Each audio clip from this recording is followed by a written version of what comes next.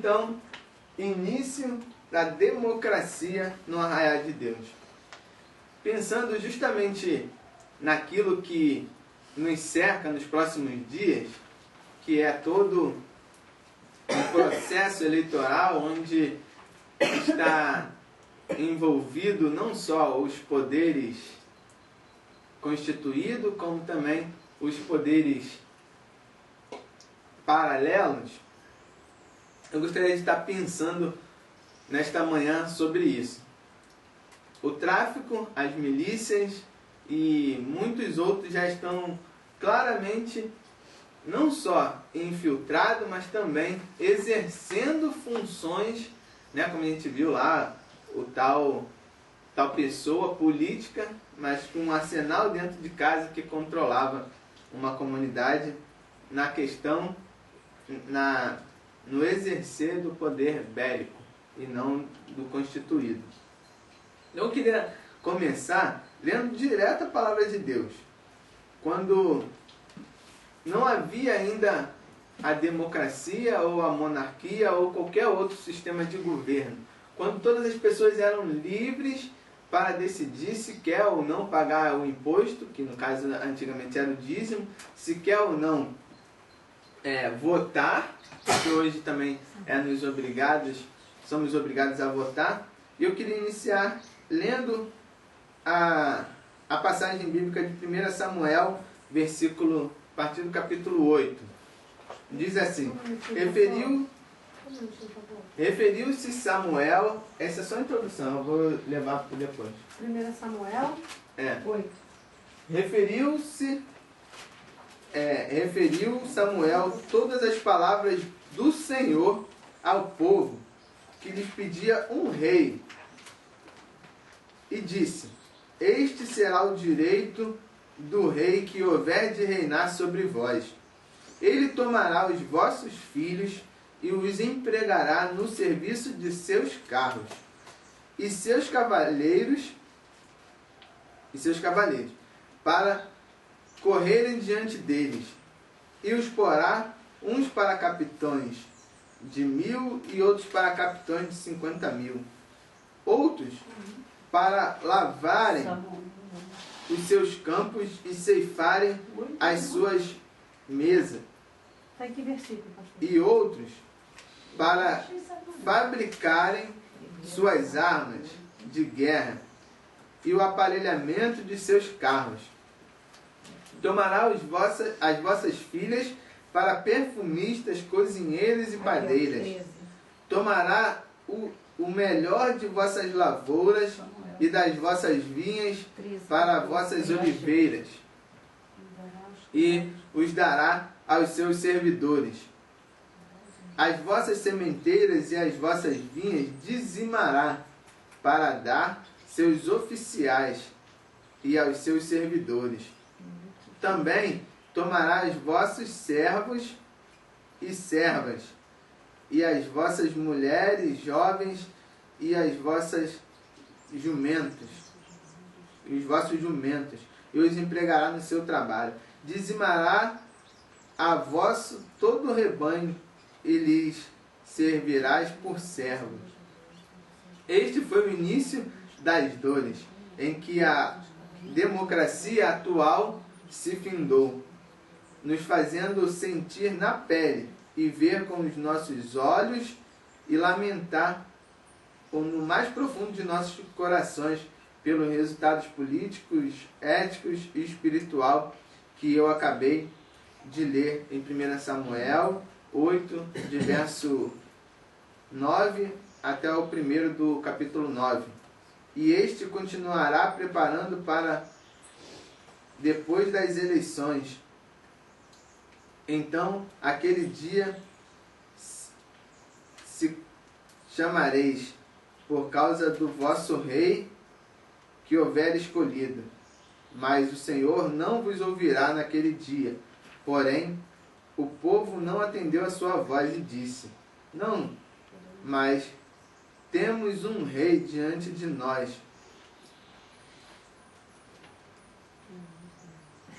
Não teremos um rei sobre nós, para que sejamos todos as nações, como todas as nações, o nosso rei poderá governar-nos, sair diante de nós e fazer as nossas guerras. Ouvindo, pois, Samuel todas as palavras do povo, repetiu-as perante o Senhor. Como introdução, já deu para a gente sentir um pouquinho daquilo que a palavra de Deus vai falar em relação à atual política ou atual sistema de governo. E o que se está passando hoje em dia.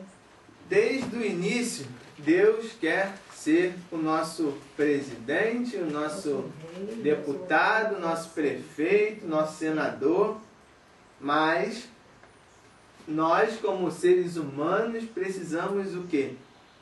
Ver. Precisamos ouvir o discurso do operário sem dedo. Precisamos eleger um sequestrador que foi extraditado, né, que agora está concorrendo aí à prefeitura. Foi extraditado porque sequestrou um estrangeiro na nossa terra e passou tantos anos longe e hoje volta e já tem uma proposta de governo. Temos que eleger uma pessoa, e eu não vou ficar aqui dando as categorias para depois vocês ficarem me perguntando. Agora eu fiquei assim meio surpresa. Mas Deus precisa ser aquilo que Ele sempre foi. E sempre é. O governador de todo o universo. A partir da nossa entrega de vida, a partir da nossa entrega das nossas dificuldades e dos nossos problemas. Por quê? Porque, é claro, a primeira frase que eu escolhi, ela vai dizer isso aí, ó. O seu candidato é falho, fraco e se renderá ao sistema. Todos eles se rendem. Todos eles se rendem ao sistema. Durante a minha vida, tenho visto todo tipo de homem solicitar um voto. Dos religiosos evangélicos, católicos ou das religiões não oficiais. Cada um com propostas claras para seu eleitorado. Mas o tempo mostra que todos deixam a desejar, simplesmente porque é impossível agradar a todos.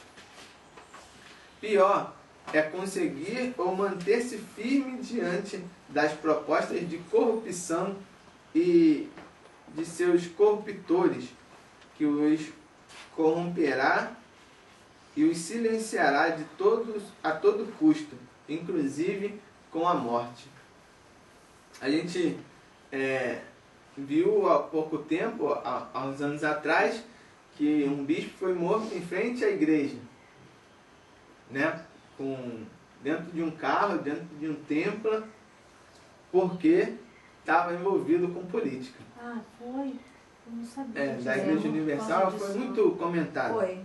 E também teve aquele, o senador Magno Malta, ele estava na CPI do narcotráfico e tentaram matar ele, mas não conseguiram. Ele foi baleado, ficou paralítico durante um tempo e voltou de novo. E eu conheci uma pessoa... Ele é cristão. Uma pessoa que foi morto em frente à igreja. Ao chegar na igreja com a sua esposa e 2 filhos. E o assassino estava sentado na porta da igreja, levantou e deu os tiros e foi embora. Uma pessoa que foi muito importante para mim e que com certeza tentou mudar a política, mas foi silenciado. Samuel é o último juiz de Israel, que vive a transição entre a teocracia, quando as pessoas confiavam inteiramente em Deus, Deus provia, assim como no deserto, a água, o pão, para a monarquia, onde o rei Saul tornou-se instável e covarde, que foi o primeiro rei. E a instituição da monarquia, que é apresentada no livro de 1 Samuel, como uma concessão de Deus. O que eu vejo? Deus não pediu, ou Deus não permitiu, quer dizer, Deus não queria que fosse instituído um rei, mas Deus permitiu. Deus deixou devido ao desejo popular, mas não significa de modo algum que ele abdicaria de exercer a autoridade última sobre o povo de Israel, do qual é o verdadeiro e definitivo rei. Por isso, na regra seguinte, naquela concessão, as palavras do profeta exortam o povo com veemência: se temeres ao Senhor e servirdes, e lhe atenderdes a voz, e não lhes fores rebeldes ao mandado, e o seguires o vosso Deus, tanto vós como vosso rei, que governará sobre vós, se irá bem. 1 Samuel 12:14. A única chance de alcançarmos um governo pelo povo é se elegermos o Senhor como prefeito, vereador, presidente e os outros cargos de nossas vidas. Enquanto a população mundial ou nacional ou do nosso bairro achar que aquela pessoa que está na placa ali pendurada vai mudar ou vai fazer alguma coisa para melhorar, a gente só vai ir de água abaixo. Porque Deus tem todo o poder. Deus não se corrompe. E a gente tem visto que na maioria das vezes as pessoas têm se corrompido. Ah, pastor, mas então eu não vou votar no irmão fulano, ou no pastor ciclano, ou no bispo fulano de tal. O que você vai fazer? Não sei. Mas eu trago para vocês a oportunidade de eleger o Senhor. Porque Ele sim é verdadeiro, fiel e não vai nos desapontar. Porque a máfia das ambulâncias era da bancada, o quê? Quem sabe? O Mauro sumiu. PSC, né? Evangélica. Não me diga. Era? A maioria daquelas pessoas são evangélicas, né? Que vendiam ambulâncias superfaturadas e outras coisas. E a gente pode aí gastar um bom tempo falando dessas coisas. Mas eu passo para o segundo ponto.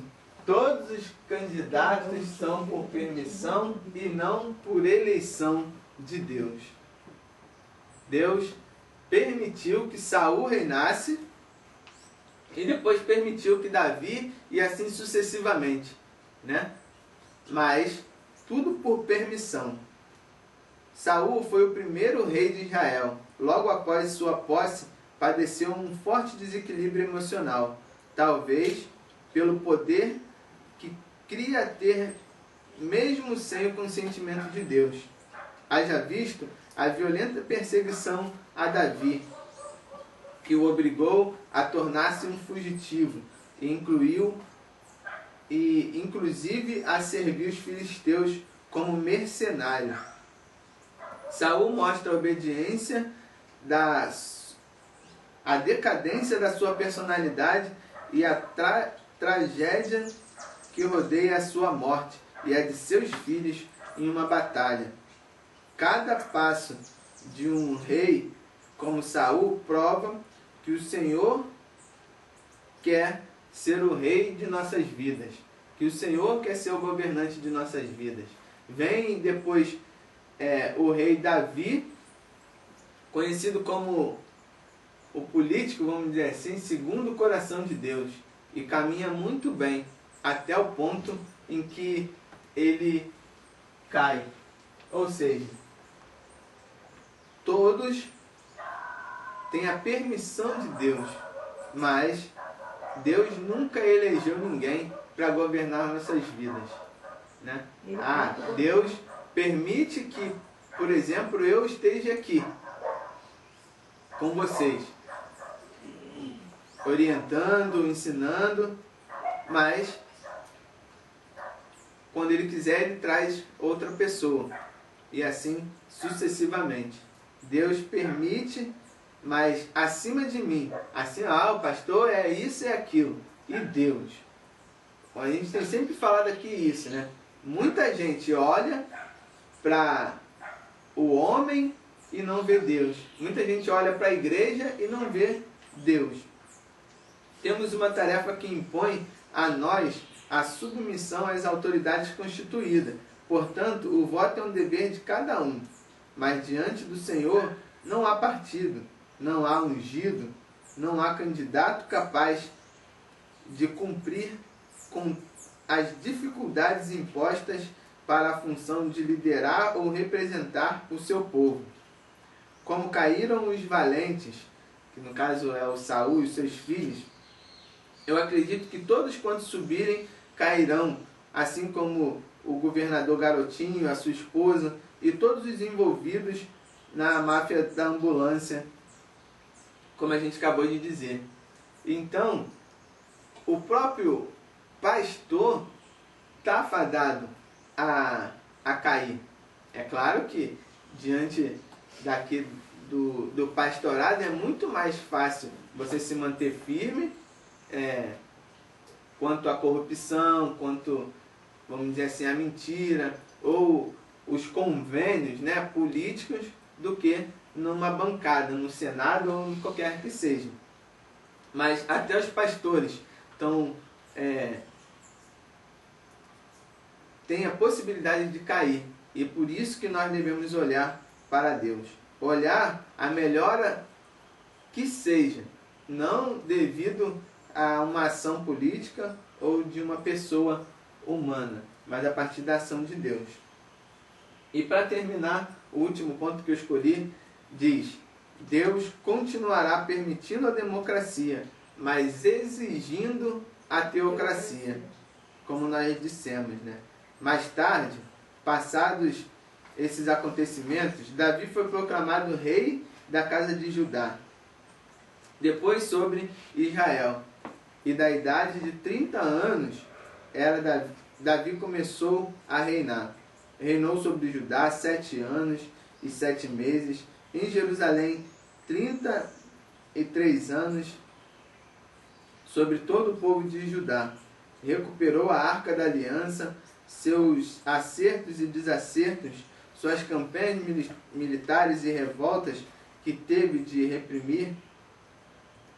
E Davi, no decorrer de sua vida, nos mostrou que diante do senhorio de Deus, precisamos ser como ovelhas. Quando ele escreve o Salmo 23, é que traz para a gente essa reflexão profunda. Um rei, o rei do povo de Deus, chega a dizer o quê? Senhor, eu sou como uma ovelha, o Senhor é o meu pastor. E essa deveria ser a palavra de cada um de nós, diante das dificuldades financeiras, diante da falta de dinheiro, de comida, até de coisas que a gente fala assim, não, mas é o político que tem que fazer. Mas nós devemos pedir a Deus. Nós devemos sim manter-nos firmes, nos relacionar com essas pessoas, mas acreditar somente em Deus. Buscar somente em Deus. Então quer dizer que o cara está passando aqui, eu não posso pedir ele para consertar a rua? Claro que pode. Isso é um dever dele que faça. Conserte a rua, que faça outras coisas que é obrigação. Mas nós devemos confiar em Deus. Então, terminando eu falo, voltemos individualmente com todas as nossas forças, com toda a nossa esperança e com toda a nossa devoção e humildade ao Rei dos Reis e Senhor dos Senhores, e sejamos governados por Ele, regidos pelo seu Espírito e perdoados pelo seu Filho, dono por direito de tudo, que nunca roubou ou se submeteu aos esquemas corruptos ou injustos, que nos ama incondicionalmente se pagarmos a conta de água, de luz, de IPTU ou de IPVA. E aqui a gente precisa pensar, se a gente não pagar o IPVA do carro, a gente vira bandido. Como é que pode isso? Porque a polícia vai parar na rua e vai querer te extorquir, vai querer fazer um monte de outras coisas. Mas então, isso só existe aqui no Rio e São Paulo. Se votemos ou não, que tem poder para nos libertar e nos livrar dos poderes desse mundo, que crucificaram o Rei da Glória, pensando que assim teriam controle de nós. Contaminaram os homens para os manipularem. Contaminaram a água para as controlarem. Estão contaminando o ar, talvez para controlarem também. Controlando os alimentos e até os escolhidos. Mas os que são de Deus ouvem a voz e nunca se deixam enganar. Precisamos refletir profundamente nesses momentos que antecedem as eleições. Porque muita gente acredita nesse governo instituído por homens. E a minha preocupação é que a gente também não se enverede ou não entre também no mesmo barco de achar que o fulano de tal é evangélico, o fulano de tal é pastor, então eu vou votar nele. Vote em Deus, porque ele sim, se for eleito nessas eleições, terá como fazer alguma coisa por nós, porque nenhum outro vai conseguir fazer o que Deus pode fazer. Não tem outra pessoa que vá bater na sua porta com amor e com carinho, com a função de te abençoar e não sem pedir nada em troca, sem pedir o tal voto, que vale muito. Então que a gente consiga pensar dessa forma. Deus permitiu a democracia, permitiu a monarquia a princípio, depois permitiu a democracia e permite até as ditaduras, mas nenhum desses poderes, nenhuma dessas esferas governamentais tem poder para nos escravizar, tem poder para nos impor além da nossa fé. Haja visto Sadraque, Mesaque, na fornalha, diante de um sistema todo que os impunha o quê? A negar a Cristo, a não confiar a Cristo, não, a Deus, a não confiar em Deus. E eles tinham tudo. Eles eram amigos vamos dizer assim, do presidente da República. Eles tinham a oportunidade de comer, de sentar nos melhores lugares. E muitos têm essa oportunidade e acabam se corrompendo porque comeu um caviar, que eu não sei nem como é que é esse treco. Parece chulé. Ou porque tem a oportunidade de comer um queijo diferente, meio amargo, ou porque tem a oportunidade de tomar um vinho mais chique, ou alguma coisa diferente, e acabam se corrompendo. Ah, não, então é melhor ficar quietinho aqui do que eu falar que esse cara está errado, do que eu falar que só Deus pode mudar o futuro da nossa nação.